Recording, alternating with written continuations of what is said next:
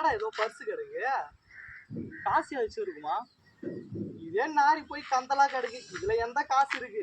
நீ எத்தனை பேர் ஏமாத்துன ரோட்ல வந்து கிடக்கு. ஐயோ, என்ன பர்ஸ் அவர் மட்டும் எட்டி வச்சுட்டு போறாரு? யார் தான் இருக்கு? ஐயோ, உள்ள பணம் இருக்கு. ஐயோ, பணத்தை யாருங்க போட்டு போயிட்டாங்கன்னு தெரியல. யாரா இருந்தா நான் வந்தா கொடுத்துக்கலாம். அதையும் வெயிட் பண்ணு, யார் கேட்டாலும் கொடுத்துக்கலாம் வந்து. 2 hours later, new purse. என்னடா இது ஏதோ காசு கிடக்கும் போல. பர்ஸு கிடக்கு, உள்ள காசு இருக்குமோ? பர்ஸ் வேற புதுசா இருக்கு. ஐயா, என்னடா உள்ள ஒண்ணுமே இல்லையா? சே, ஏதோ பெருசா லாட்ரி அடிக்குன்னு பார்த்தேன், ஒண்ணுமே இல்லை. சே, எதுலேயும் நமக்கு லக்கு இல்லையா? நம்ம வாழ்க்கையிலும் இதே போலதாங்க. பணத்தை மட்டும் லைஃப்னு நினைக்கிறவங்க கையில எது கிடைச்சாலும் தங்கத்தில்லை.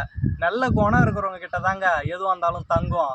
அதே மாதிரி இன்னும் ஒண்ணுங்க, இது பழைய பர்ஸு, இது புது பர்ஸு. ஆனா அவங்க இதை தேடி ஓடினாங்க, கையில கிடைச்சதை தட்டி விட்டாங்க. ஆனா காசு இதுல தாங்க இருந்தது, இதுல இல்லை. இதுல இருந்து இன்னொன்று நல்லா புரிஞ்சுங்க, இது ஏழை, இது பணக்காரங்க.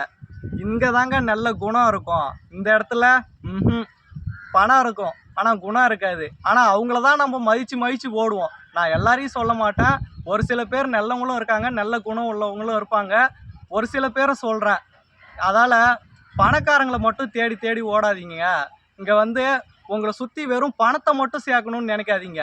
நல்ல குணம் உள்ள மனிதர்களை சேருங்க. அதுதான் நம்ம வாழ்க்கைக்கும் நல்லது, நமக்கும் நல்லதுங்க.